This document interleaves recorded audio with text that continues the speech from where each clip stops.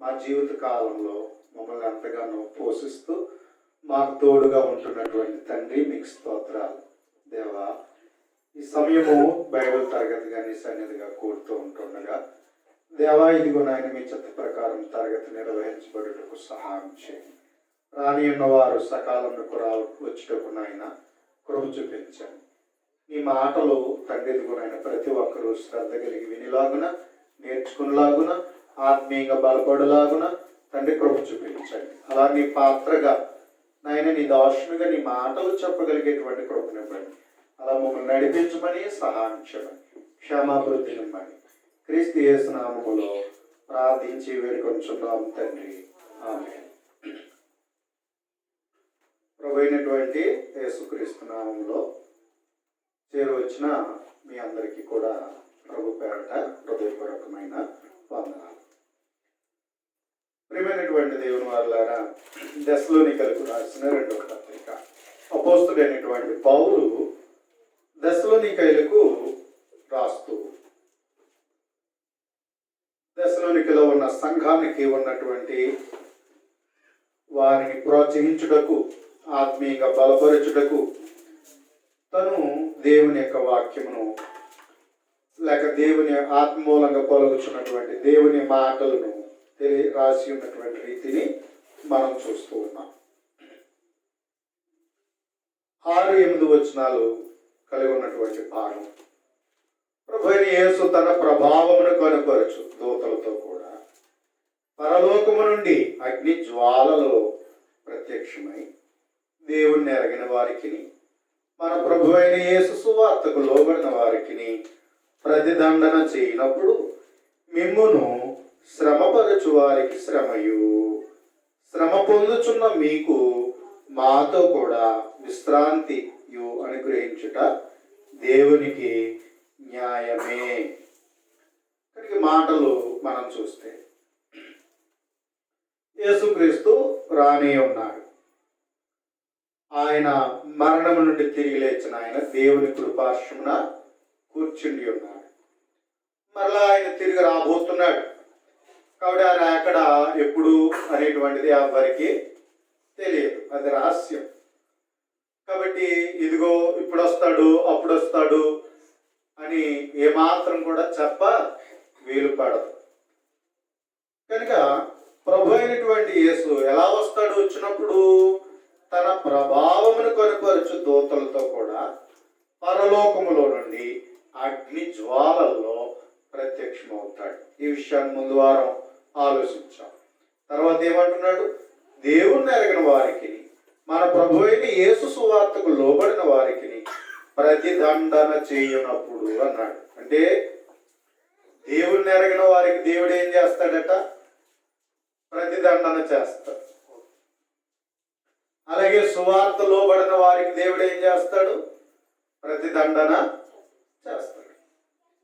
కాబట్టి అందుకని మానవుడి యొక్క జీవితంలో ఖచ్చితంగా ఎవరి గురించి తెలుసుకోవాలి?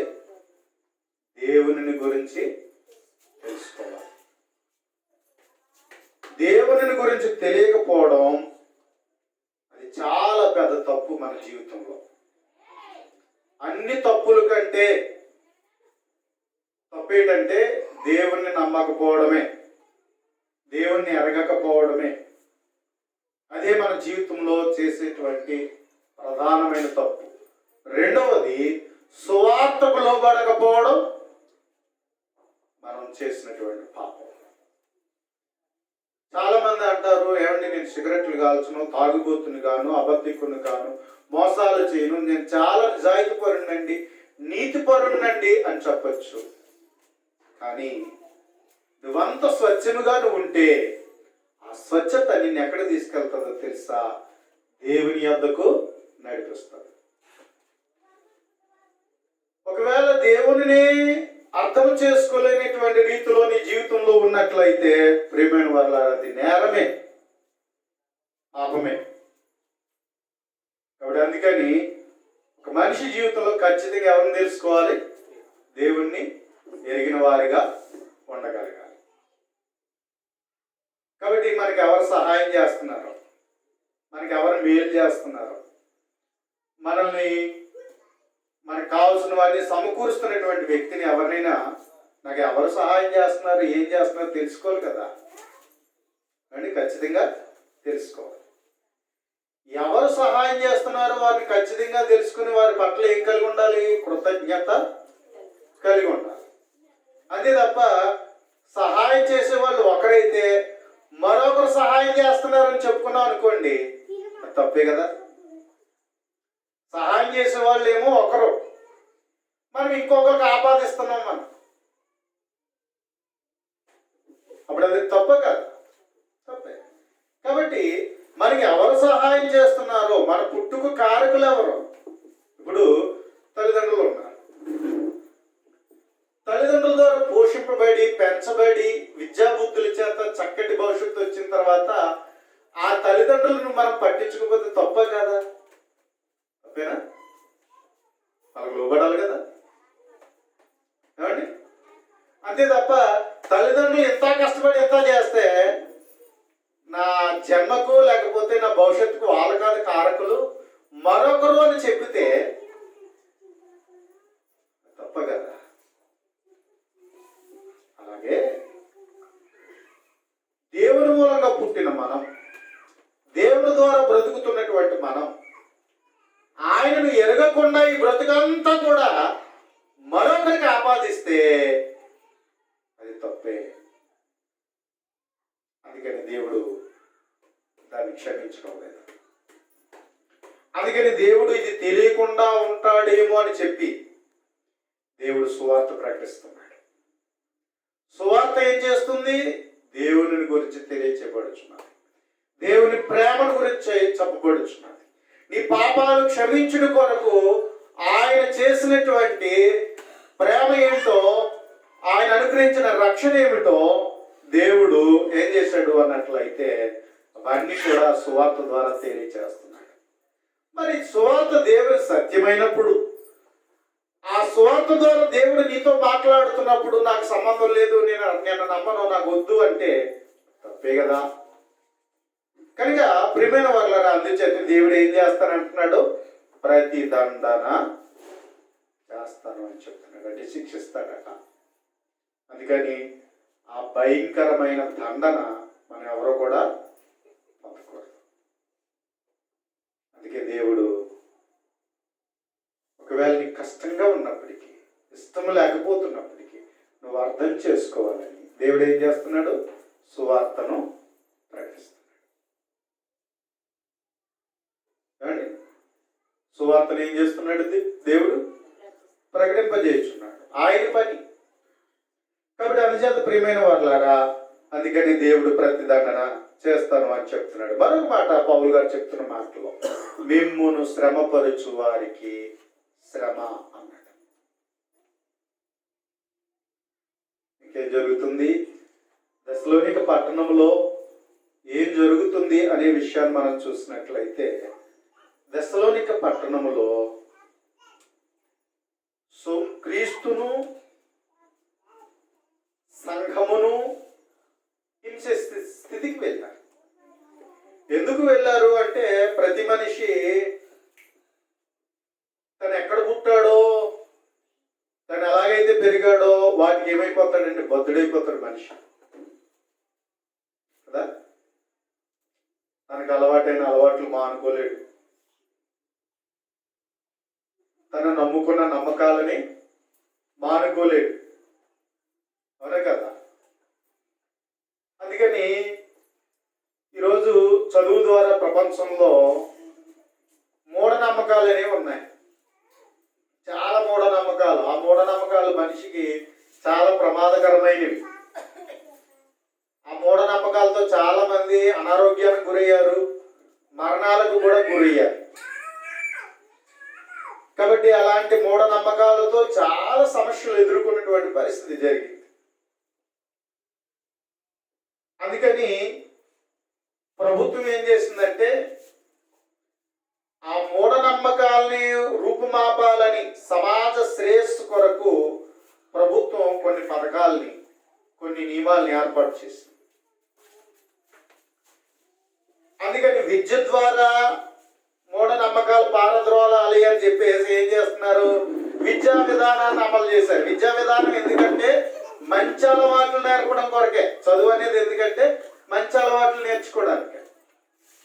మనసులో ఉన్నటువంటి మూఢత్వాన్ని తొలగించి జ్ఞానవంతుడిగా, ప్రతిభావంతుడిగా తీర్చిదిద్దాలి అనే ఉద్దేశంతో విద్యా విధానాన్ని ప్రవేశపెట్టినటువంటి రీతిని మనము చూస్తూ ఉన్నాం. అంతేకాకుండా ఇంకా మనం చూసినట్లయితే ప్రియమైన వాళ్ళారా, ప్రభుత్వమే కొన్ని విధానాల్ని ప్రవేశపెట్టారు. ఇప్పుడు ఇంటింటికి వచ్చి నర్సులు ఉంటారు, ఏఎన్ఎంస్ ఉంటారు, లేకపోతే ఆశా వర్కర్స్ ఉంటారు. అప్పుడప్పుడు వాళ్ళు ఏం చేస్తారంటే వీధులు వెంబడి కొన్ని వాటిని వాళ్ళు ఏం చేస్తారంటే తెలియజేస్తూ ఉంటారు. పూర్వం నుంచి కొన్ని అలవాట్లు మనిషి అలవాటు పడిపోయాడు మూఢత్వంగా. వాటి నుండి పారద్రోలడానికి, మనుషులు ఆరోగ్యవంతంగా ఉండడానికి వాళ్ళు ఏం చేస్తూ ఉంటారంటే అప్పుడప్పుడు తెలియజేస్తూ ఉంటారు. ఇంటింటికి వచ్చామా ఇలా చేయకూడదు, ఎలా ఉండాలి, ఎలాంటి జాగ్రత్తలు తీసుకోవాలి అనేటువంటి విషయాలు తెలియజేస్తూ ఉంటారు. అప్పుడప్పుడు ఉపాధ్యాయుల ద్వారా కూడా కొన్ని కార్యక్రమాలు గ్రామాల్లో నిర్వహిస్తూ ఉంటారు. అంతేకాకుండా బుర్రకథ చేసేటువంటి వాళ్ళని కూడా కొన్ని సామాజిక కార్యకర్తలు ఉంటారు. వాటి ద్వారా కూడా ప్రజల మధ్యకి తీసుకుని వెళ్ళి వాటి ద్వారా ఏం చేస్తూ ఉంటారంటే అవి కూడా చెప్పించడం అనేటువంటిది జరుగుతూ ఉంది. ఎందుకంటే ప్రజలలో ఉన్నటువంటి ఏం పోవాలా? మూఢత్వం అనేటువంటిది పోవాలి. ఇలాంటి సామాజికమైనటువంటి విధానాల ద్వారా మనిషిలో ఒక విధమైన చైతన్యవంతం తీసుకురావాలి. ఒక మంచి సమాజంగా తీర్చిదిద్దాలి, మంచి వ్యక్తులుగా తీర్చిదిద్దాలి అనేటువంటి ఉద్దేశములతో అనేకమైనటువంటి కార్యక్రమాలు ప్రభుత్వం నిర్వహిస్తుంది. ఎంత చేసినా సరే మాకు వద్దు అంటే ఎలా ఉంటుందండి? ప్రభుత్వం ఎంత చేసి మనుషులను బాగుపరచాలని, ఎన్నో మంచి విషయాలను తీర్చిదిద్దాలని ఎన్నో ప్రయత్నాలు చేస్తూ ఉంటుంటే ఇది మాకు వద్దు అంటే ఎవరికి నష్టం?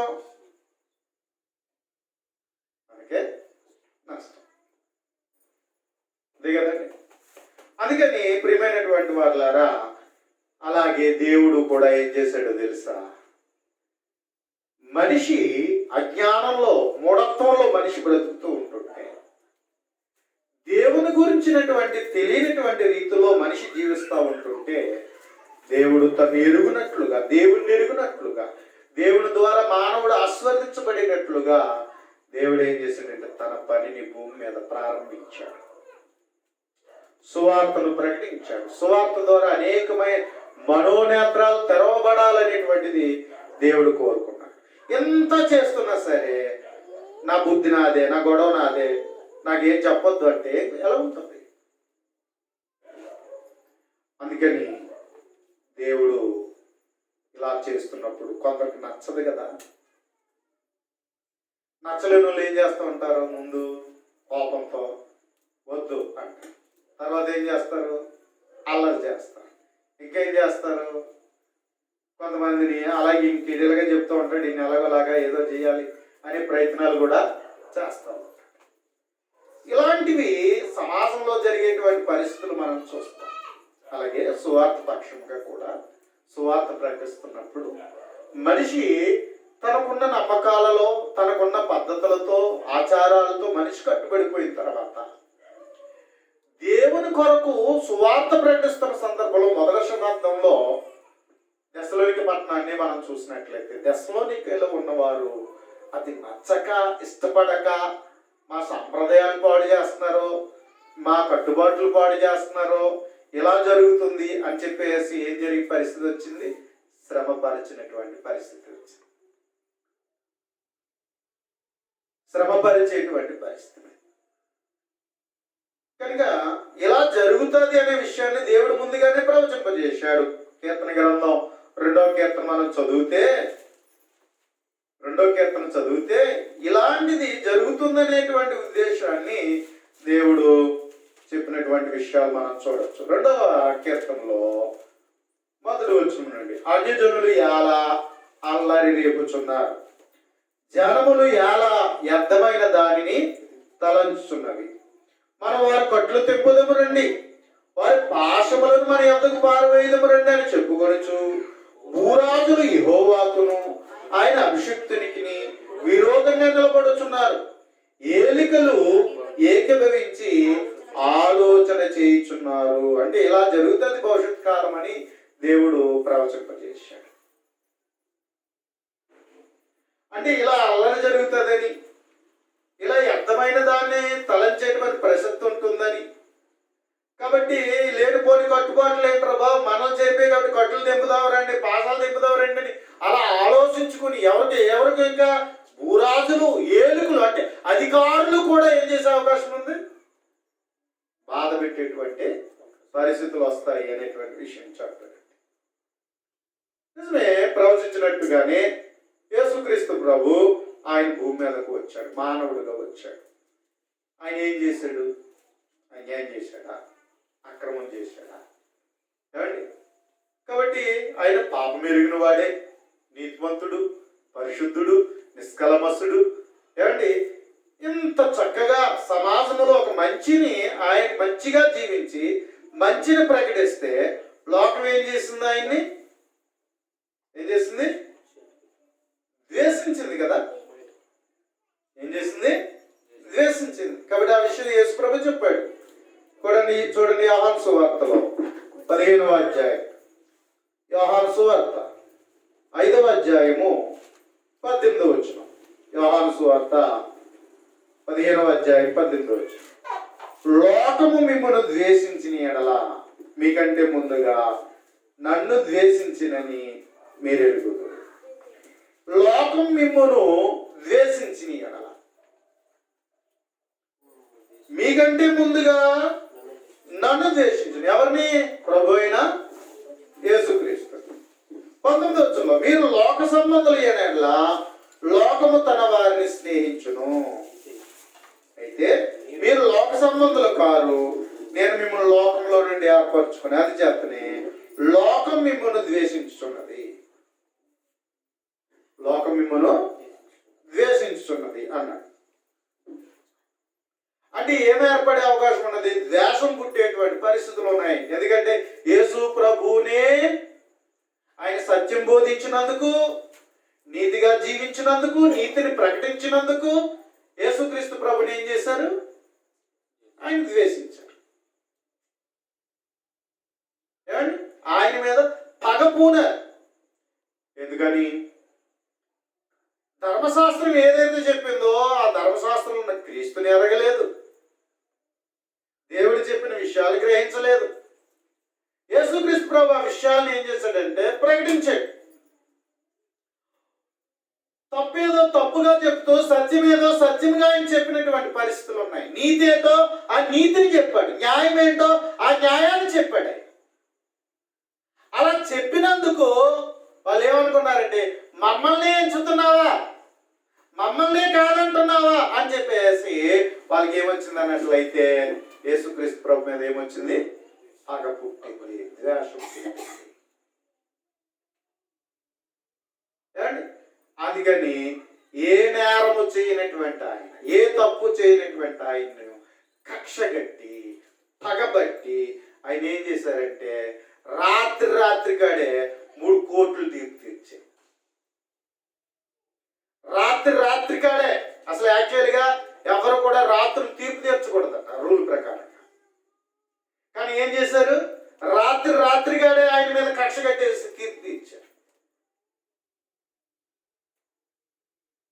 ఏమండి? కాబట్టి నేరం రుజువు కాకుండా ఒక మనిషిని కొట్టకూడదు,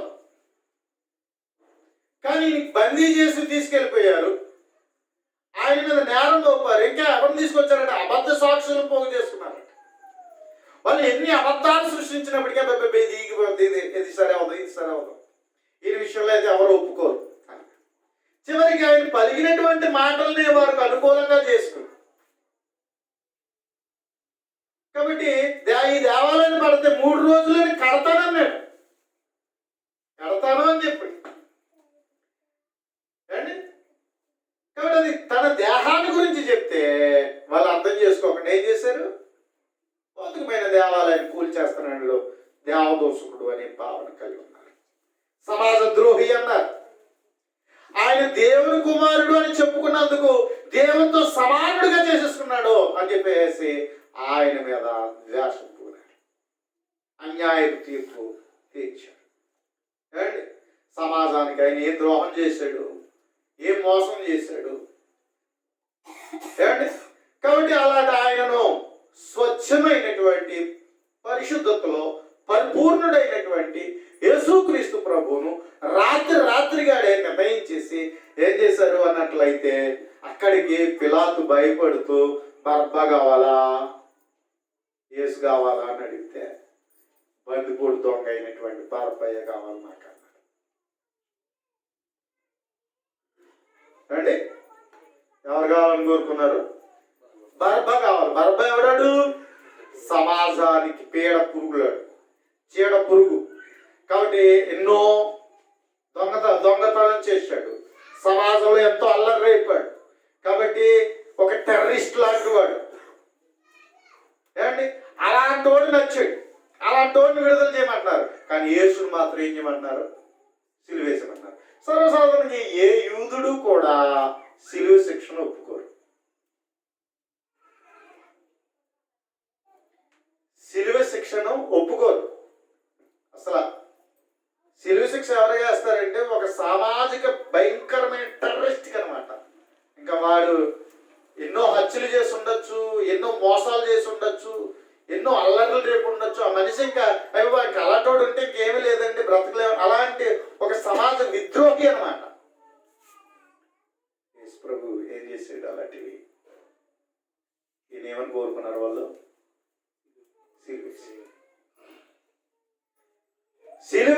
సిలువేయమన్నారు. అసలు యూదులనే వారికే ఏమైకూడదు? సిలువ శిక్ష వేయకూడదు. కక్షగట్టి పగబట్టి అక్కడికి అడుగుతుంటుంటే, సరే నువ్వు చెప్పవా, మేము సీజర్ దగ్గరికి వెళ్ళిపోతా ఉన్నారు వాళ్ళ. చూడండి, గవర్నర్ నీ పని కాకపోతే మేము ఎక్కడికి వెళ్ళిపోతాం? సీజర్ దగ్గరికి వెళ్ళిపోతాం. ఇప్పుడు వీళ్ళందరూ రివర్స్ అయితే, అమ్మో నా ఉన్న ఉద్యోగం కూడా పోతారు బాబు, ఎందుకు వచ్చిన గొడవ అని చెప్పేసి ఆ గవర్నర్ అనే పదవిని తను పోగొట్టుకోవడానికి ఇష్టం లేక యేసు ప్రభుని ఏం చేసి సిలువకు అప్పచెప్పాడు. తను ఒకటే అన్నాడు, ఈ పాపం మా మీద మా పిల్లల మీద ఉండకుండా చేతులు కడుక్కుంటే అదేదో మా మీద మా పిల్లల మీద ఉంటుందాక అన్నాడు.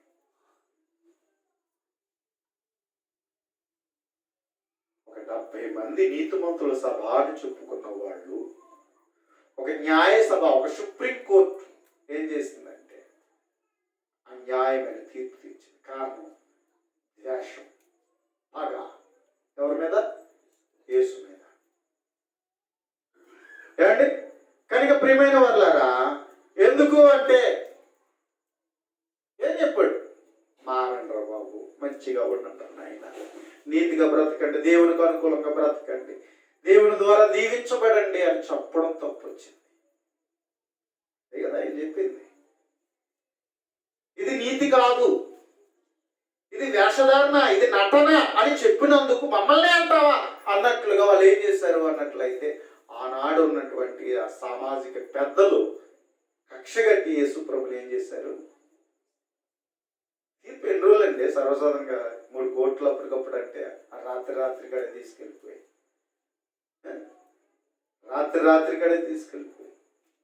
ఎంత దారుణమైనటువంటి పరిస్థితి.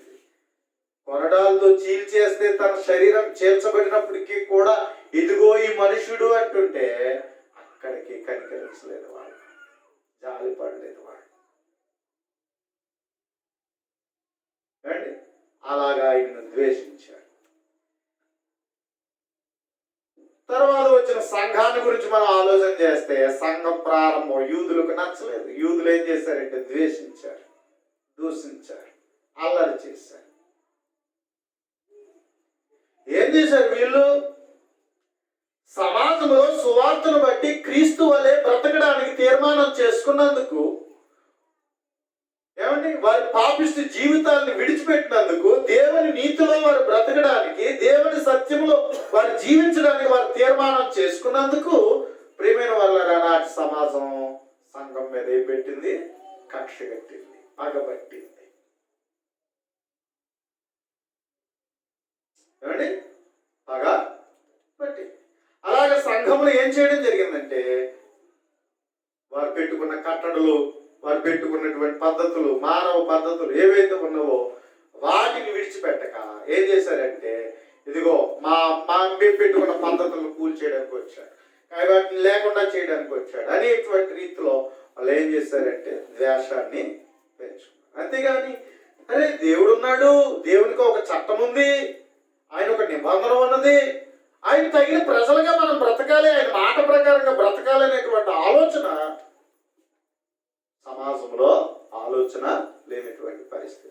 దానిని దేవుడు ఏదైతే కోరుకుంటున్నాడో దానిని లేకుండా చేయాలి అనేటువంటి మనుష్యుల యొక్క కుతంత్రం, మనుష్యుల యొక్క ప్రయత్నాలు, ఎంతటి ప్రయత్నాలు అనేటువంటి విషయాన్ని మనం చూసినట్లయితే ప్రియమైనటువంటి వారలారా, ఆ ద్వేషం ఎంతవరకు తీసుకువెళ్ళిపోయింది అన్నట్లయితే ఎంతవరకైనా హింస పెట్టి బాధ పెట్టి మొత్తం ఏమి లేకుండా చేసేయాలా,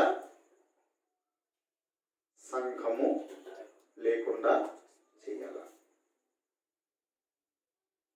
అలాంటి రీతి దశలోనికలో సంభవించింది. శ్రమలతో ఇబ్బంది పడుతున్న సంఘం. అందుకని పౌలు గారు చెప్తున్నారు, మీరు శ్రమ పడుతున్నారు నిజమే, ఎందుకోసం, ఎవరి కోసం? క్రీస్తు కొరకు. పోనీ వీళ్ళు ఏమన్నా తప్పు చేశారా? ఏమండి, తప్పు చేశారు. తప్పు చేసి కాదు, పాపం చేసి కాదు, అన్యాయం చేసి కాదు, అక్రమం చేసి కాదు, మోసం చేసి కాదు, నీతిగా బ్రతుకుట్లోనే, మంచిగా బ్రతుకుట్లోనే ఏం పడుతున్నారు? శ్రమ పడుతున్నారు. మంచిగా బ్రతుకుట్లోనే శ్రమ పడుతున్నారు. ప్రియమైనటువంటి దేవుని వారలారా, అంచేత అందుకే అంటాడు పేతురు రాసిన మొదటి పత్రిక 4వ అధ్యాయం 1వ వచనం. పేతురు రాసినటువంటి మొదటి పత్రిక 4వ అధ్యాయం 1వ వచనం. క్రీస్తు శరీరమందు శ్రమ పడిను గనుక ఆయన ఏం పొందాడు? ఎందుకు అలా హింసించారు? ఎందుకు ఆయన దూషించారు?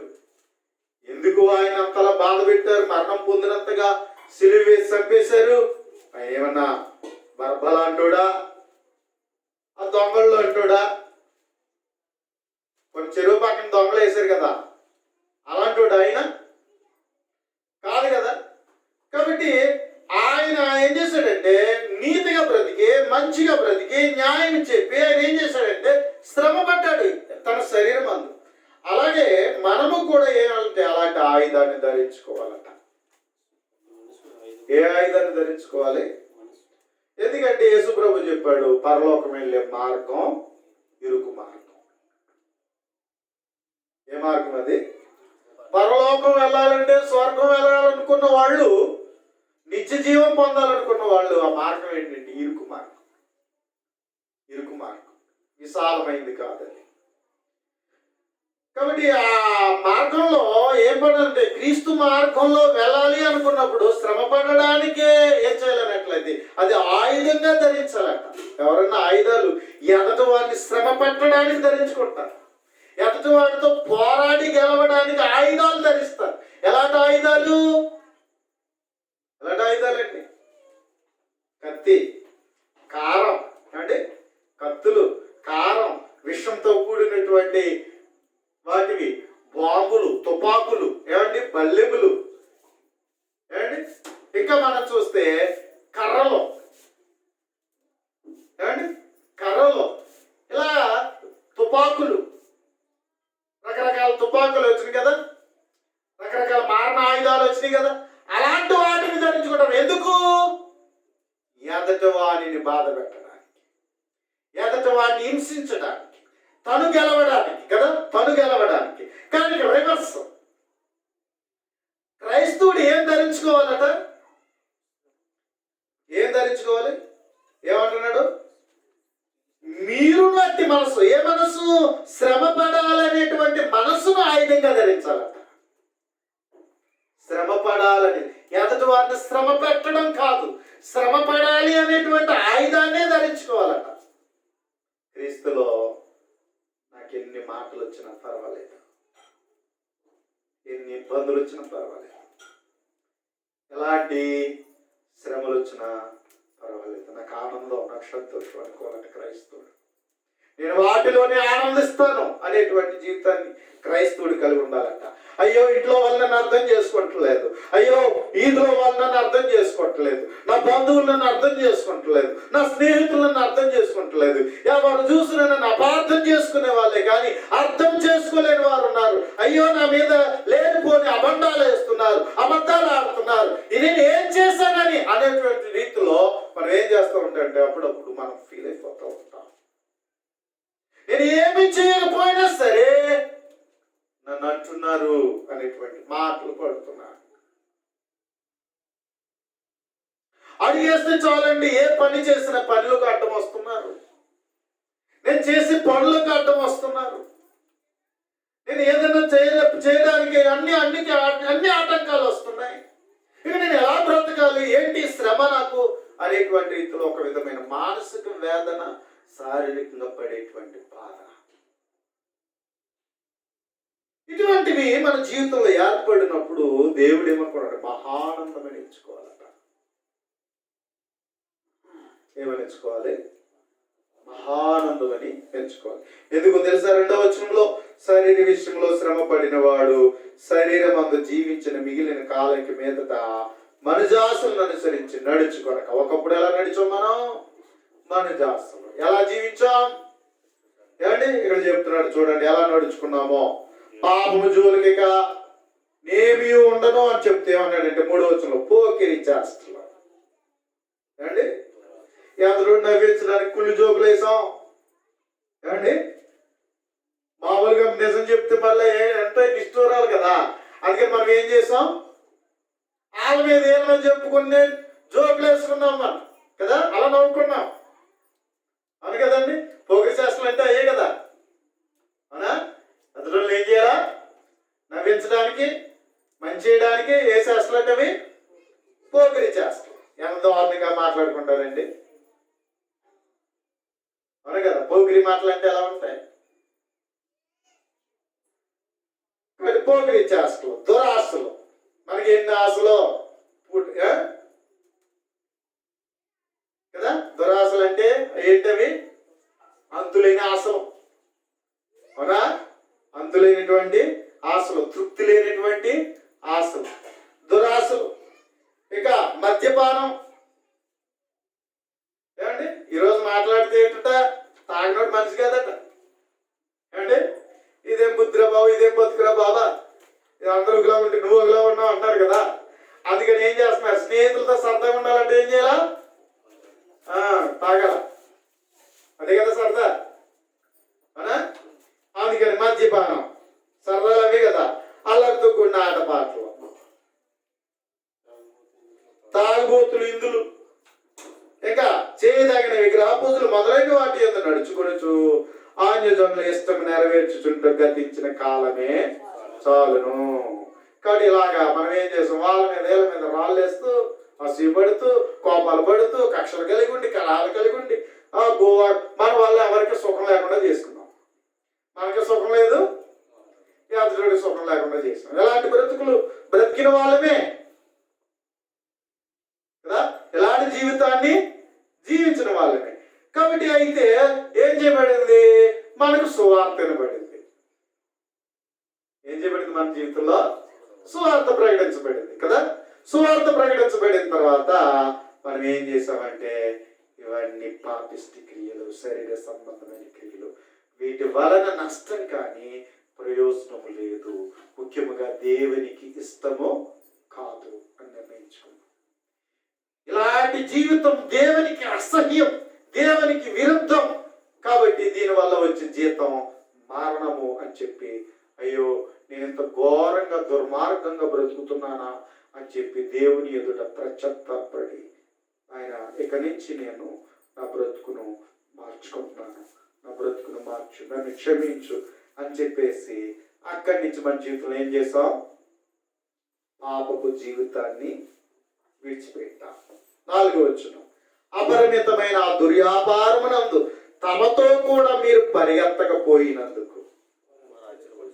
ఎవరితో ఇంతకుముందు వాళ్ళతో ఇంతకుముందు ఎలాగైతే తిరిగామో ఆ జీవితాన్ని ఏం చేసాం మనం?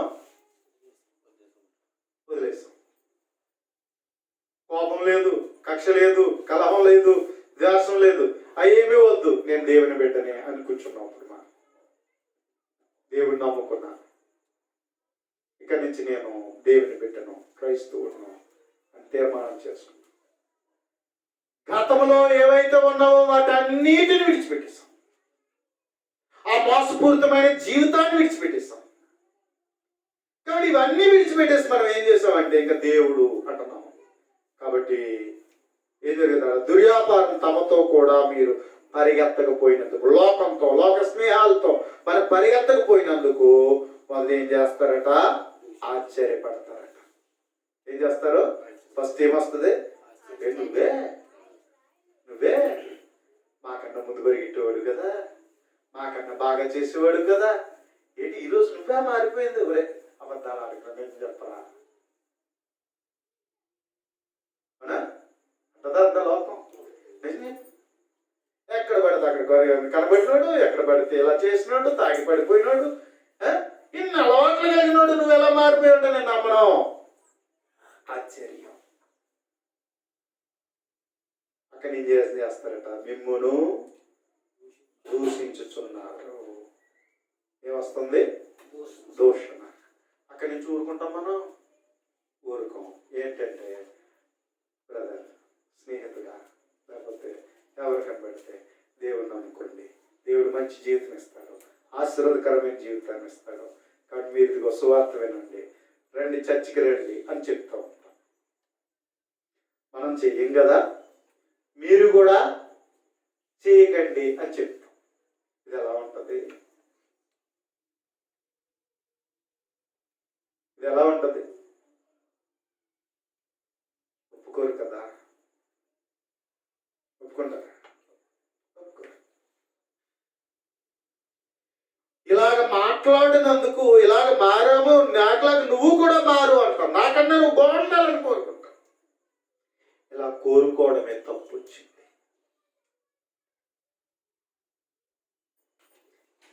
ఇలా తిరగకపోవడమే, ఇలా చేయకపోవడమే ఏమొచ్చింది? తప్పు వచ్చింది. అందుకని మన జీవితాల్లో ఏం పెడతా ఉంటారు? అక్కడి నుంచి లేనిపోని నిందలు, లేనిపోని మాటలు, అవసరమైతే ఎలాగైనా ఏం జరిగే అవకాశం ఉంటుంది? శ్రమ పెట్టే అవకాశం,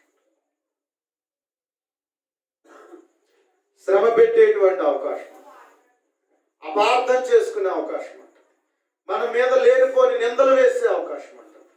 అవసరమైతే కొట్టచ్చు కూడా. అవసరమైతే ఏం జరిగి ఉండొచ్చు? కొట్టచ్చు కూడా. ఎన్నో పడ్డారండి. కుల వెలుబాటును పొందిన వాళ్ళు చాలా మంది ఉన్నారు. ఎలాగైతే నువ్వు ఇంట్లో ఉండడానికి వీల్లేదని గెంటేసిన పరిస్థితులు ఉన్నాయి. ఆస్తుల నుంచి చిల్లిగా అమ్మ కూడా ఇచ్చేది లేదన్న ఇలాంటి మాటలు పడ్డారు. భార్య అయితే నువ్వు నాతో కాపురం చేయడానికి పనికిరావు పోని గెంటేసిన పరిస్థితులు ఉన్నాయి. భార్య అయితే అవయా నీతో నేను ఎలాగైతే కాపురం చేయలేననేటువంటి పరిస్థితులు ఎదురయ్యాయి. పిల్లలతో ఇంట్లోంచి వెళ్ళిపోమన్నా, కోడళ్ళు అయితే ఇక్కడి నుంచి మా కోడలుగా ఉండడానికి నువ్వు తగవనేటువంటి పరిస్థితులు వచ్చాయి. అన్నదమ్ముల్లో ఇక నువ్వు తమ్ముడు అనుకుంటారని అన్న అనుకోని ఇక్కడి నుంచి నీకు నాకు సంబంధాలు లేవు అని తెచ్చేసుకునేటువంటి పరిస్థితులు ఏర్పడ్డాయి. అలాంటి పరిస్థితులు సామాజికంగా ఏం జరిగినాయి అన్నట్లయితే ఈ విధమైనటువంటి మనుషుల మధ్య వ్యత్యాసతను కలిగి శ్రమ పెట్టుబడినటువంటి పరిస్థితులు వచ్చాయి. మంచి చేసే శ్రమ పడడం అండి, మంచి చేసే శ్రమ పడడం, చెడు చేసి కాదు. మంచిగా బ్రతకాలని, నీతిగా బ్రతకాలనేటువంటి ఉద్దేశంతోనే వచ్చేటువంటి శ్రమ. అలాంటి పరిస్థితుల్లో తన వారిని కూడా చూడకుండా చంపేసిన పరిస్థితులు కూడా సంభవించాయి పూర్వమందు. ఇప్పుడైతే ఈ పరిస్థితులు కొంచెం మనకు అనుకూలంగా ఉన్నాయి. కానీ ఒక ముందు కాలానికి మనం వెళ్ళినట్లయితే చాలా బాధలు పడ్డారండి. ఇప్పటికీ అలాంటి విషయాలు విన్నప్పుడు కళ్ళంటే నీళ్ళు వస్తాయి. చాలా బాధలు పడ్డారు. భర్త వెళ్ళొద్దన్నా సరే రహస్యంగా వెళ్ళి గుడి చర్చికి వెళ్ళి వచ్చిన వాళ్ళు ఉన్నారు. రహస్యంగా తల్లిదండ్రులు ఏమనుకున్నా సరే వెళ్ళి వచ్చిన వాళ్ళు ఉన్నారు. బంధువులు ఏమనుకున్నా, కులపోళ్ళు ఏమనుకున్నా పర్వాలేదని వెళ్ళి వచ్చిన వాళ్ళు ఉన్నారు. కాబట్టి అటువంటి పరిస్థితుల్లో తను వెలివేసి కొట్టేసి సందర్భంలో దూషించి నానా విధమైన మాటలను పడినటువంటి పరిస్థితులు కూడా సంభవించాయి. అసలు ఉండడానికి వీలు లేదనేటువంటి పరిస్థితులు, కొన్ని కట్టుబాట్లు ఏం చేసినాయి అన్నట్లయితే వెలివేసినటువంటి పరిస్థితులు కూడా సంభవించాయి. మరి ఇలాంటి పరిస్థితులు ఎదుర్కొని ఎంతో మంది ముందుకు వచ్చారు. కానీ మనము రోమీల కాలానికి మనం వెళ్తే, యూదుల కాలానికి మనం వెళ్తే ప్రియమైన వారులారా, వారు పెట్టిన శ్రమలు అయితే చాలా దారుణం. అప్పుడు వారు పెట్టినటువంటి శ్రమలు అయితే చాలా దారుణమైనటువంటి పరిస్థితి. ఇప్పుడైతే పర్వాలేదు. ఇప్పుడైతే మనకు కొంచెం స్వతంత్రత వచ్చింది, స్వేచ్ఛ వచ్చింది. సరేలే నీ ఇష్టం అంటున్న పరిస్థితులు వచ్చాయి. కానీ మనం మొదటి శతాబ్దానికి ఇంచుమించు 4వ శతాబ్దం వరకు ఉన్నటువంటి పరిస్థితులు మనం చూసినట్లయితే వారు పడినటువంటి చరిత్రతో కూడిన సమస్యలు చాలా భయంకరమైనవి, చాలా భయంకరమైన.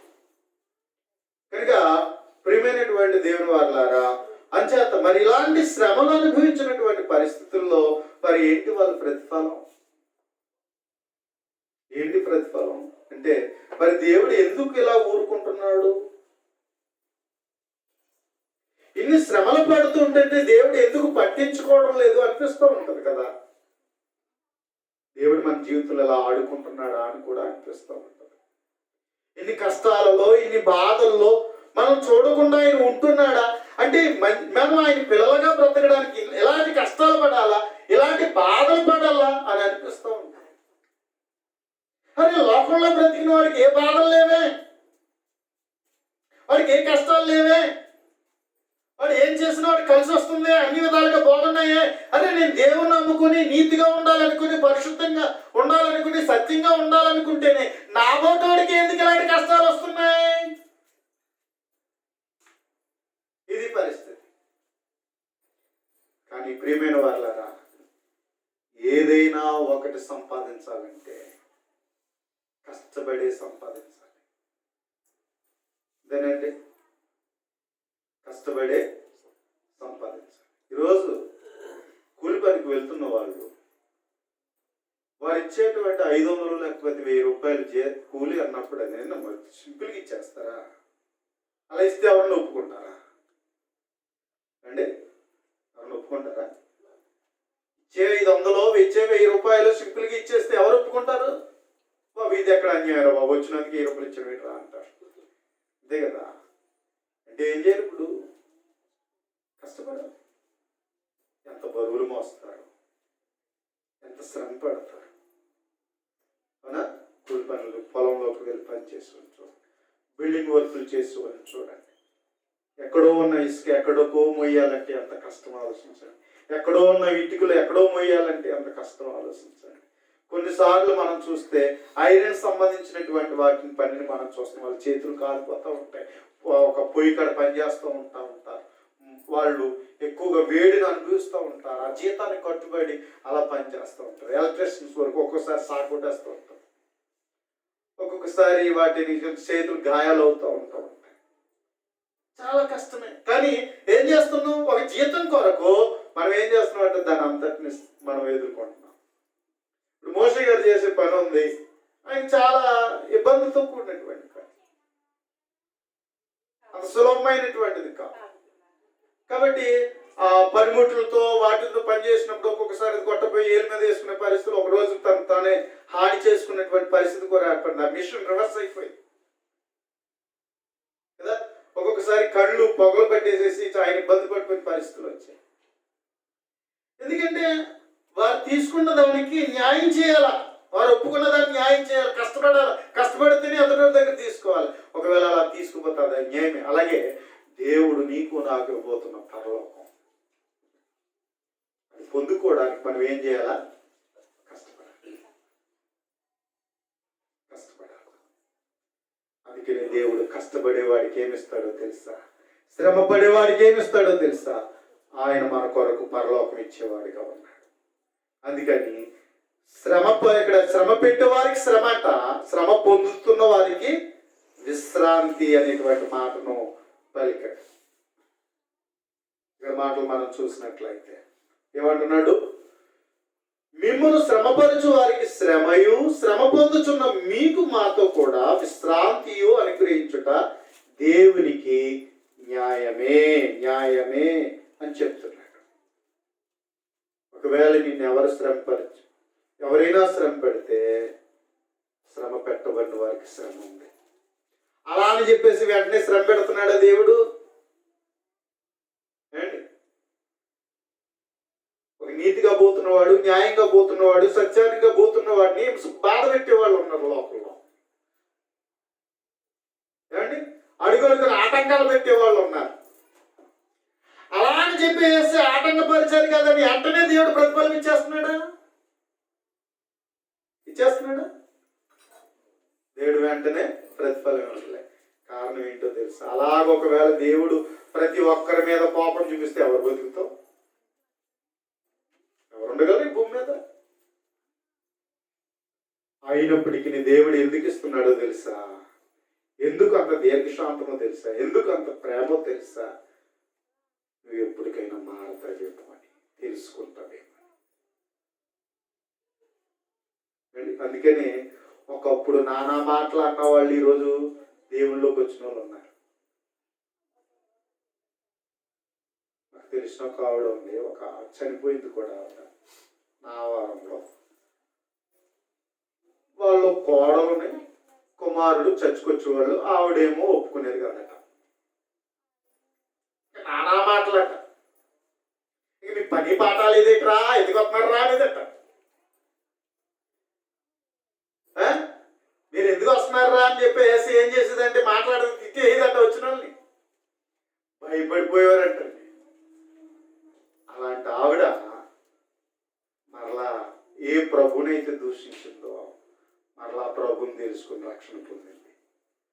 అక్కడి నుంచి ఎవరినైతే తిట్టిందో వారిని ప్రేమగా చూసింది,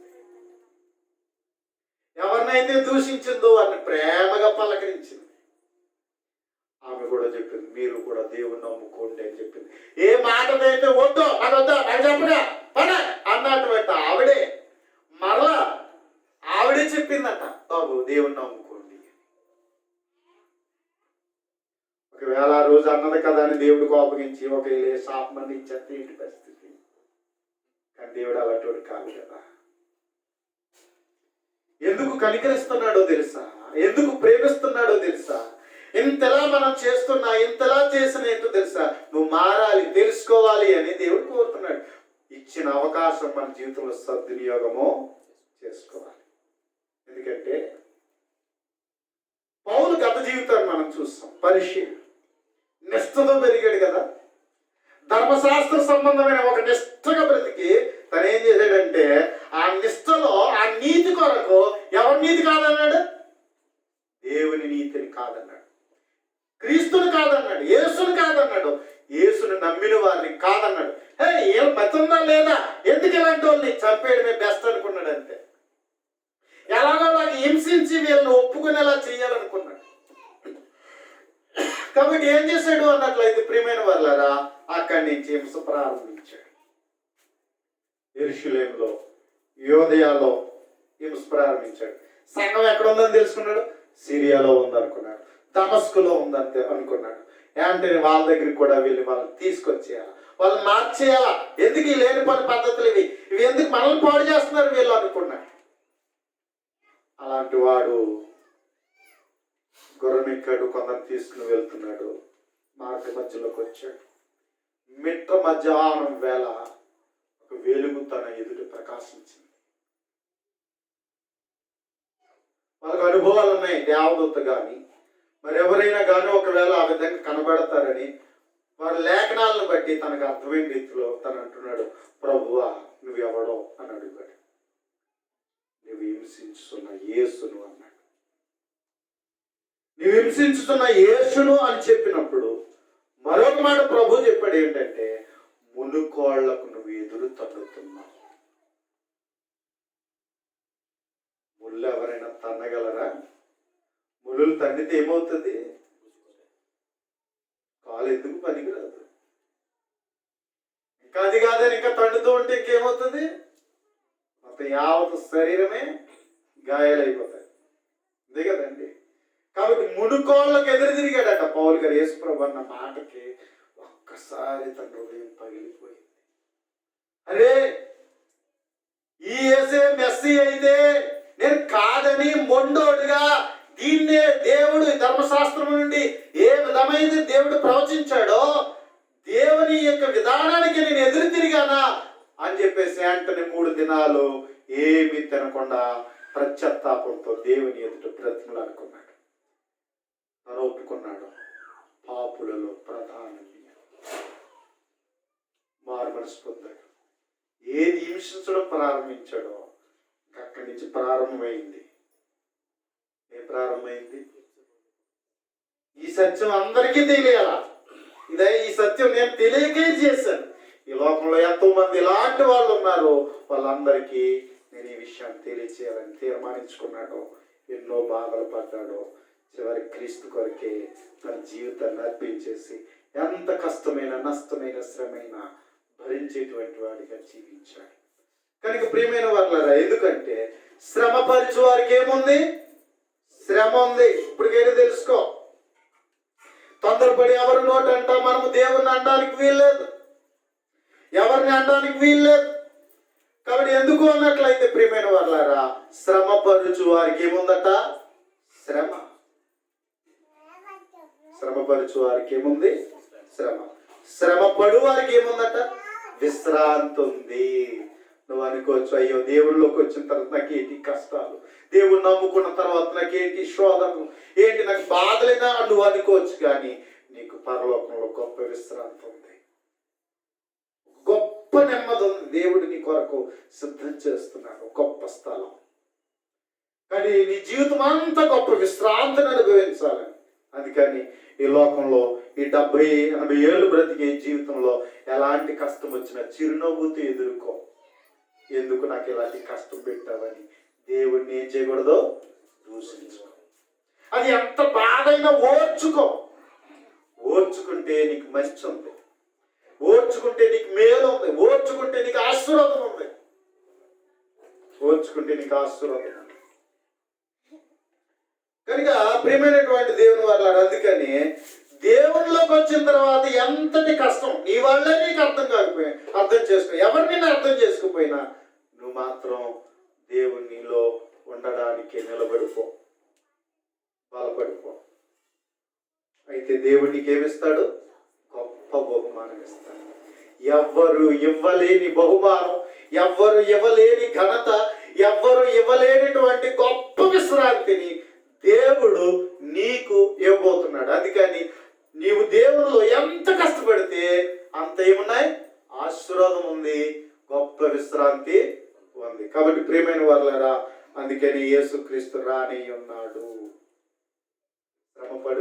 శ్రమపరచు వారికి ఏముందట? శ్రమ. నేను ఒప్పుకోను, నేను ఎవరిని మారనివ్వను అంటే వాళ్ళకి చాలా నష్టం ఉందండి, శ్రమ ఉందండి. కాబట్టి ప్రియమైన వాళ్ళ, అందుకని శ్రమపరచు వారికి శ్రమయు, శ్రమపడుచున్న మీకు విశ్రాంతిని గురించట ఎవరికి న్యాయమట? దేవునికి న్యాయం. ఎంతకాలం శ్రమలు? ఎంతకాలం శ్రమలు? నువ్వు భరించినంతగానే దేవుడు ఇస్తానంటున్నాడు, కానీ ఎక్కువ పెట్టనంటున్నాడు కదా. నీకు ఎంత భరిస్తావో అంతే. ఎంత భరిస్తావో అంతే. కానీ బ్రతికంతా కూడా అలాంటి కష్టాలతో నిన్ను నిలబెట్టేవాడు కాదు దేవుడు. నువ్వు అనుకుంటున్నావేమో. ఒకవేళ మనం ఏదైనా జీవితంలో ఎదురైనప్పుడు అయిపోయిందిరా బాబు, ఇంకా నా బతికి ఇంకేమీ లేదు, నా బతికి అయిపోయింది అనుకుని బాధపడుతున్నాయేమో. కానీ దేవుని మాట, చివరి మాటలు చూసి ముగించుకుందాం. రోమీయులకు రాసిన పత్రిక 8వ అధ్యాయం. రోమీయులకు రాసినటువంటి పత్రిక 8వ అధ్యాయం 35వ వచనం. క్రీస్తు ప్రేమ నుండి మనల్ని ఎడబాపువాడెవడో? శ్రమ అయినను, బాధ అయినను, హింస అయినను, కరువైనను, వస్త్రహీనత అయినను, ఉపద్రవమైనను ఖడ్గమైనను మనల్ని ఎడబాపునా. నువ్వు అనుకోవచ్చు, ఎంతవరకేనేమో దేవుని ప్రేమ, అందుకే నాకు ఈ కష్టాలు వచ్చేసినాయేమో అనుకో. లేకపోతే ఆయన ప్రేమ ఏమైపోయిందో అనుకుంటున్నావేమో ఒకవేళ. కానీ క్రీస్తు ప్రేమ నుండి మనం ఏది కూడా ఏం చేయదట, ఎడబాపు. అది శ్రమ అయినా సరే, బాధ అయినా సరే, హింస అయినా సరే, కరువు అయినా సరే, వస్త్రహీనత అయినా సరే, ఉపద్రవమైనా సరే, ఖడ్గమైనను మనల్ని ఎడబాపున. అవి వచ్చేట నేను పడగొట్టేద్దాం అనుకుంటాయట. అవి వచ్చి నేను ఏం చేస్తాయి, నిన్ను ఎలాగోలాగే కదిలించి దేవుళ్ళలోంచి దూరం చేయాలనుకుంటాయి. కానీ నువ్వు ఎన్నొచ్చినా, నువ్వు నన్ను ఏం చేసినా పర్లేదు, నేను ఎలాగే దేవుళ్ళలో ఉంటానంటే ఆయన ప్రేమ మాత్రం మనల్ని ఎప్పుడు నిలబెట్టేది కానీ పాడు చేసేది కాదు. అది మనల్ని ఎడబాపేది కాదు. అవి వచ్చి మన జీవితంలోంచి పోతాయి, కానీ దేవుని ప్రేమ ఎప్పుడు మనతో ఉంటుంది. ఇవి ఏవైతే నీళ్ళు వచ్చాయి కలకాలం ఉండిపోయేవి కాదు. అవి కష్టాలు కలకాలం ఉండిపోయేవి కావు, నష్టాలు కలకాలం ఉండిపోయేవి కావు, ఉపద్రవాలు, కరువులు, ఏదైనా నీ ఏది తప్పు వచ్చిందో, ఏది ఇబ్బంది పెడుతుందో అది నీ కలకాలం ఉండేటువంటిది కాదు. కొంతకాలం నిన్ను బాధ పెడతాదేమో, కానీ దేవుడు వాటన్నిటిలో నుంచి నిన్ను విజయాన్ని చేకూరుస్తాడు. అవి ఓడిపోతాయి మన దగ్గర, మనమే గెలుస్తాం. దేవుడు అలాగా మనల్ని చేస్తాడు. అందుకని ఏమని చెప్పబడుచున్నదంటే 37వ వచనంలో, ఆయనను మనల్ని ప్రేమించిన వాడి ద్వారా మనం వీటన్నిటిలో అత్యధిక విజయం పొందుచున్నాము అన్నాడు. ఏమొస్తుందట? అత్యధిక విజయం. నువ్వు అనుకోవచ్చు, హై బాబోయ్ అన్ని నన్ను చుట్టుముట్టేసాయి, నాకు ఏ దారి లేదురా బాబు, నాకు ఆధారైనా అనిపించవచ్చు. ఏమండి, కష్టాలన్నీ వచ్చి, సమస్యలన్నీ వచ్చి, ఆర్థిక ఇబ్బందులు, అనారోగ్యాలు, పరిస్థితులు, ఏవైనా మోయలేని భారాలు, ఒకవేళ మోయలేని నిందలు నిన్ను కృంగతీస్తూ ఉండొచ్చు, నిరాశపరుస్తూ ఒకవేళ నీ జీవితంలో నువ్వు ఒకవేళ అణిగిపోతూ ఉండొచ్చేమో. కానీ దేవుడు మాత్రం వీటన్నిటిలో దేవుడు ఏం కలుగు చేస్తాడట? అత్యధిక విజయాన్ని కలుగు చేస్తాడు. దేవుడు అత్యధికమైన విజయాన్ని కలుగు చేస్తాడు. మనం ఎప్పుడైతే కష్టాలు వచ్చినప్పుడు నవ్వుతూ ఎదుర్కొంటామో, ప్రభునందు ఆనందిస్తూ ఉంటామో, ఎన్ని వచ్చినా పర్లేదు దేవుడు నాకున్నాడని ఆనందంగా బ్రతుకుతాము, అవన్నీ కూడా అలాగే పోతాయి. నువ్వు మాత్రం ఎప్పుడు గెలుస్తూనే ఉంటావు.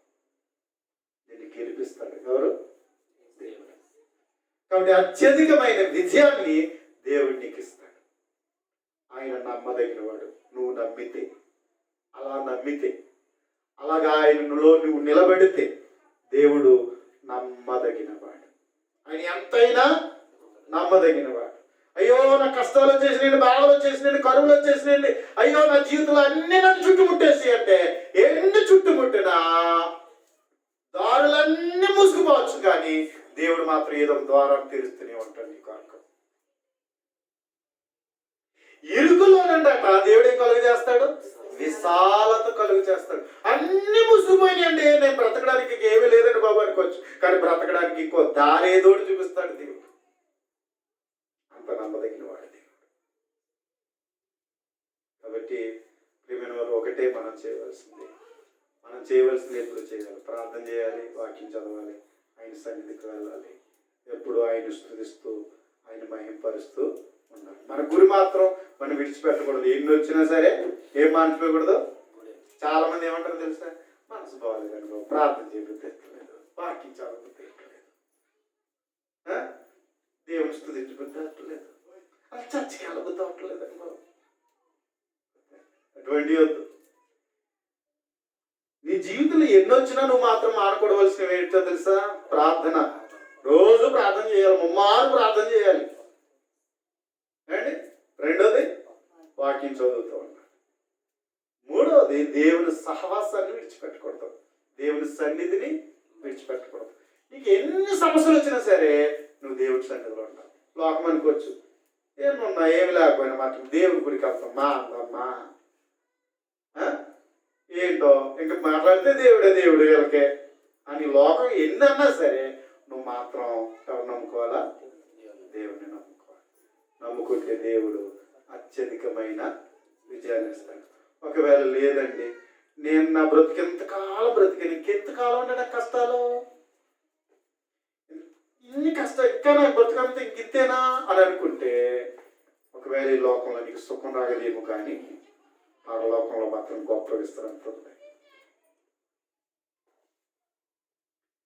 ధనవంతుడట భూమి మీద తనకు కలిగి ఉన్న సౌఖ్యాలన్నీ పొందుకుంటూ ఇదే జీవితం అక్కడ కూడా ఎలాగ బ్రతుకుతాను అనుకున్నాడట. వీళ్ళు చూస్తే ఏముంది, ఎక్కడున్నాడు? పాతాళంలో ఉన్నాడు, ఏడుతున్నాడు. అరే నా కాళ్ళ దగ్గర బతికినోడు, పెడితే తిన్నవాడు, చీ అంటే పోయినోడు, అలాంటి ఏంటి అక్కడ ఉన్నాడు ఏంటి అనుకున్నాడు. ఎక్కడున్నాడు? అబ్రహామున ఆనందంగా ఉన్నాడు. ఈయనేమో యాతన పడుతున్నాడు, ఆయనేమో బాధపడుతున్నాడు. బతుకంత సంపాదించడమే, బతుకంటే సుఖం అనుభవించడం అనుకున్నాడు. కానీ అక్కడికి వెళ్ళిన తర్వాత తను అనుకున్నదంత తప్పు. ఇంకా 5 అన్నదమ్ములు ఉన్నారు, వాళ్ళు కూడా నేనున్న చోటుకు వచ్చేస్తారేమో, అయ్యి బాబు ఎలాగ వాళ్ళని అక్కడి నుంచి తప్పించాలి, నాకులాగా రాకూడదు. వాళ్ళు ఎక్కడికి వెళ్ళాలి? ఎవడైతే చీ చీ చీ చీ అన్నారో, నీ బతికితే ఏదో పెట్టి పుట్టావు, ఇలా పుట్టారా బాబా, నీ బతికే దరిద్రం అని తిట్టుకున్నారే. ఎవరిని? లాజర్ని. ఆ లాజర్ అట ఉన్నాడు, ఇప్పుడు అక్కడికి రావాలని కోరుకుంటున్నాడు. ఎక్కడికి? దేవుడుండే విశ్వాసుల యొక్క లోకంలోకి. కాబట్టి లోక సౌఖ్యాలు కొంతవరకే, దేవుడిలో ఉండే బ్రతుకు శాశ్వత కాలం. కాబట్టి దేవుడు నీకు నాకు అదృష్టాన్ని ఇచ్చాడు, అది నిలబెట్టుకోండి. బ్రతకాలం అంతా దేవుని కొరకు బ్రతకండి, దేవుడిచ్చే ధన్యతను పొందుకోండి. ఎన్ని కష్టాలు వచ్చినా, ఎన్ని బాధలు వచ్చినా, ఎన్ని పరిస్థితులు వచ్చినా దేవుని మాత్రం విడిచిపెట్టద్దు. దేవుని నమ్ముకోండి, దేవుడు మీకు ఎప్పుడు మేలు చేస్తాడు. అన్నిటిలో దేవుడు అత్యధికమైన విజయాన్ని దేవుడు మీకు ఇస్తాడు. అటువంటి కృప మీ అందరికీ దయ చూపించాలని కోరుచు శ్రద్ధ మీ అందరికీ ప్రార్థన చేసుకున్నాం. పరిశుద్ధుడు అయిన మా ప్రియ పరలోకపు తండ్రి, దయగలిగినటువంటి దేవానికి స్తోత్రాలు తెలియజేస్తున్నాం. ఈ రాత్రికాల సమయంలో నాయన దశలోనిక పత్రిక నుండి మాతో మాట్లాడి బట్టి నాయన కృతజ్ఞతలు తండ్రి. దేవా, ఇదిగో మా జీవితంలో మేము శ్రమలు పడుతున్నప్పుడు మేము ఏదైనా తొందరపడి నాకెందుకు ఇలాంటి బ్రతికిచ్చావని నిన్ను దూషించామేమో, ఒకవేళ మా జీవితంలో అవిశ్వాసం కలిగి ఉన్నామేమో, ఒకవేళ నిన్ను విడిచిపెట్టిన వారిగా బ్రతికామేమో తండ్రి, మమ్మల్ని క్షమించు నాయన. దేవా, ఇదిగో నాయన శ్రమ అనేది మంచిగాని, శ్రమ పడిన వాడు ఎప్పుడు కూడా మేలు పొందుతాడని దేవా ఇదిగో నీ గ్రంథం ద్వారా మాతో మాట్లాడుచున్నందుకు నేను కృతజ్ఞతలు. శ్రమపరచు వారికి శ్రమ ఉందని, శ్రమ పొందుచున్న వారికి విశ్రాంతి ఉన్నదని మాకు ఇదిగో నాయన మాకు నేర్పించిన రీతిని బట్టి నాయన కృతజ్ఞతలు. మా జీవితంలో ఎలాంటి పరిస్థితులు అయినా మా జీవితంలోకి వచ్చి అవి మనల్ని కృంగదీస్తూ ఉంటుంటే, వేధిస్తూ ఉంటుంటే, బాధిస్తూ ఉంటుంటే, నిరాశలకు మన జీవితాలు నడిపిస్తూ ఉంటుంటే ఆయన వాటిని చూసి నాయన మేము ఈ లోకములో మునిగిపోక ఇదిగో తండ్రి మేము ఎప్పుడు కూడా నీ వైపే చూడగలిగే కృపనివ్వండి. క్రీస్తు వైపే చూడగలిగే బ్రతుకులు మాకు దయ చూపించండి. ఆయన మా విశ్వాసములు బలపరచండి. మీ అందే ఆనందించగలిగే జీవితాలు మాకు దయ చూపించండి. ఆయన ఇదిగో తండ్రి నీ పిల్లలు అర్థం చేసుకునే మనస్సునివ్వండి. ఎందుకంటే నాయన ఇరుకు నుండి విశాలతకు నడిపించువాడు, మమ్మల్ని తప్పించువాడు, మమ్మల్ని ఆదరించగలిగిన వాడు, నాయన మా బ్రతుకులో నెమ్మదినిచ్చేవాడు. తండ్రి నీకు స్తోత్రాలు. దేవా, మా తండ్రి అట్టి రీతిగా మేమందరము కూడా ఇదిగో తండ్రి మీ చిత్త ప్రకారం నాయన మేము బ్రతుకుడుకు తండ్రి కృప చూపించండి. ఎవరికైతే విశ్వాసం లేదో వారిని విశ్వాసంలో బలపరచండి, ఎవరికైతే భక్తి లేదో భక్తిలో పెంచండి. నాయన ప్రతి ఒక్కరము ఇదిగో తండ్రి నీ వాక్య ప్రకారముగా మా నడతలను సరి చేసుకునే కృపనివ్వండి, నీ మార్గంలో నడుచుకునే కృపనివ్వండి. మీ చిత్తానుసారంగా బ్రతకగలిగే జీవితాలు మాకు దయ చూపించండి. అందరినీ దీవించండి. ఆయన చేరువచ్చిన వారందరి కుటుంబాలను దీవించండి. ఆయన కుటుంబాలలో మీ సమాధానం ఇవ్వండి. నాయన ఎవరు ఏ పరిస్థితులు కలిగి ఉన్నారో మాకు తెలియదు, కానీ ఆయన సమస్త వెరిగిన వాడు తండ్రి సహాయం చేయండి. ఆయన వారి చింతలతో వచ్చి వారి చింత అంతా నీ మీద వేస్తుంటే, వారి భారాలన్నీ తీసుకుని వచ్చి నీ మీద వేస్తున్నట్టు నాయన మీరే అంగీకరించిన ఆయన వారి జీవితంలో నాయన మీరే సహాయం చేయండి, బలపరచండి, నడిపించండి, సహాయం చేయండి.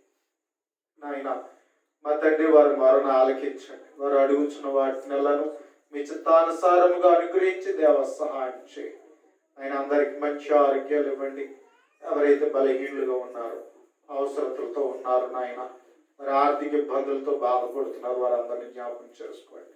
కొందరైతే సరైన పనిపాట్లు లేక, ఆయన సరైన పని దొరకక ఆయన ఇబ్బంది పడుతున్న వారు ఉన్నారు నాయన. మా తండ్రి ఇదిగో దేవా, మరి సరైనటువంటి శత్రువయు ఆరోగ్యమునిచ్చి చక్కగా పని చేసుకునే స్థితినిచ్చి ఇదిగో నాయన కుటుంబములను చక్కగా పోషించుకునే స్థితిని దయ చూపించండి. బిడ్డలను దీవించండి, వారి భవిష్యత్తులు దీవించండి ఆయన. మరి భార్య భర్తల మధ్య సరైనటువంటి నాయన ఇదిగో తండ్రి మా దేవా ఇదిగో నాయన మనస్పర్ధలతో ఎవరైనా బాధపడుతుంటేటట్టు వారు ఐక్యపరచండి, సమాధానపరచండి. ఆయన కుటుంబాలు సంతోషాలతో సమాధానంగా జీవించుటకు నాయన కృప చూపించండి. బిడ్డలను చక్కగా పెంచుకునే స్థితిని ఇవ్వండి నాయన. ఇదిగో మా తండ్రి వృద్ధులు ఉన్నారు నాయన, మంచి ఆరోగ్యాలు ఇచ్చి బలపరచండి, దేవ సహాయం చేయండి. ఇదిగో మోషే గారి యొక్క తండ్రి గారి కొరకు ప్రార్థన చేస్తున్నాం, మంచి ఆరోగ్యం ఇచ్చి బలపరచండి నాయన. వారు రక్షణ పొందాలని ఆశపడుచున్నారు నాయన, మరి వారు రక్షణ పొందుటకు దేవ కృప చూపించండి. దేవాలాగున ఈ వాక్యం అర్థం చేసుకునే మనస్సును, మా తండ్రి నిన్ను ఎరిగే మనస్సును వారికి దయ చూపించండి. అలాగే వారు రక్షణ కలిగి ఉండుటకు, మీ కుమారులుగా బ్రతుకుటకు దేవ సహాయం చేయండి. అలాగే మా తండ్రి ఇదిగో మా మధ్యన మీరా గారు ఉన్నారు తండ్రి, దేవ వారికి ఉన్న బలహీనతను బట్టి ప్రార్థన చేస్తున్న మంచి ఆరోగ్యం ఇచ్చి బలపరచండి ఆయన. ఇంకెవరైతే బలహీనతగా ఉండి ఆయన అనారోగ్య పరిస్థితుల్లో ఉన్నారో వారికి కూడా జ్ఞాపకం చేసుకునండి.